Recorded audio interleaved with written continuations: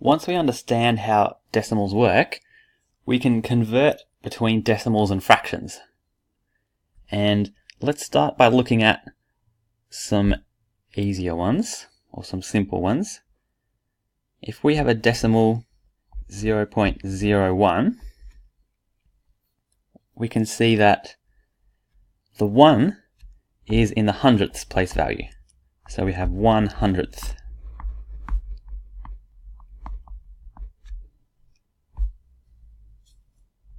And remember that each place value we can always write as a fraction, because 1/100th is the same as saying 1 out of 100 parts.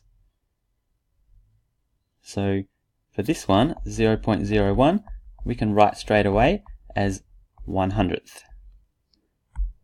If we had 0.07,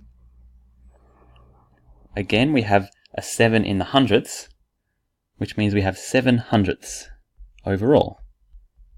7/100ths is the same as 7 over 100. If we have 17, if we have 0.17, we can think, how big is the 1/10th? Well, we know that all the place values are 10 times bigger than the one below it. So 1/10th, that must be 10 times bigger than hundredths. So 1/10th is the same as 10 hundredths. And we already had 7 hundredths.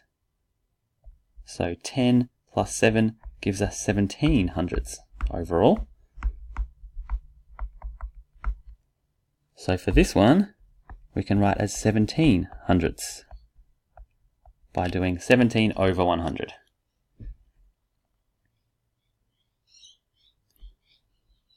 A good method to use each time, and we'll practice it with this one, 0.482, is to look at what's the smallest place value that we have.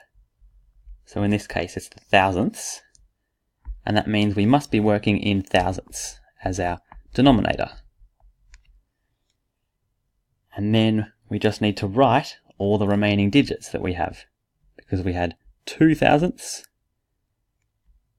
The 8 here represents 80 thousandths, and the 4/10th is 400 thousandths.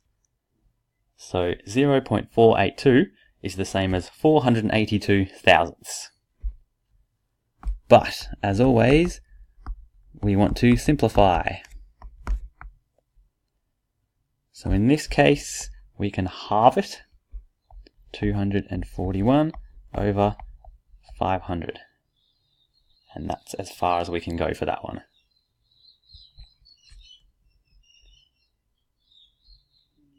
And that's converting from a decimal to a fraction. But how do we go from a fraction to a decimal?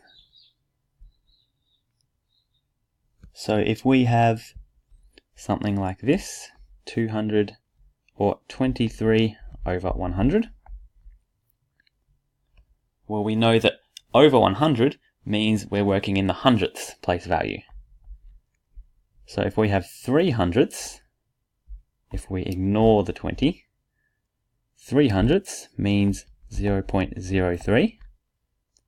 But since we have 23 hundredths, the next place value must have the 2, because it's spilled over into the next place value along. So that was easy if the denominator is 100, or hundredths, but if the denominator isn't hundredths, we need to make it into 100ths. So here, how can we go from 25 to 100? We need to multiply by 4. So for this one we have 36 hundredths. So we've used our equivalent fraction knowledge. 36 hundredths, that means we're in the hundredths place value. So we start in the hundredths with 6 hundredths, and then we have 3 in the next place value along. So overall, the steps are make the denominator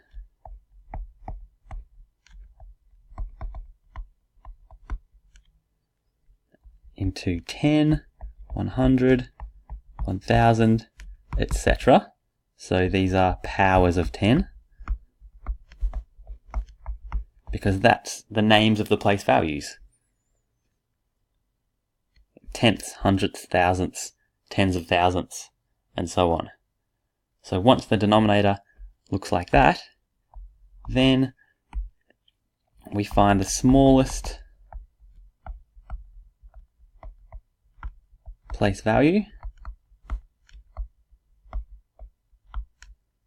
which was hundredths in this example here, and we put the smallest digit into that place value.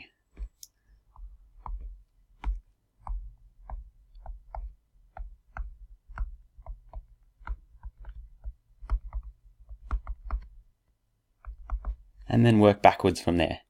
So then we put the 3 into the tenths.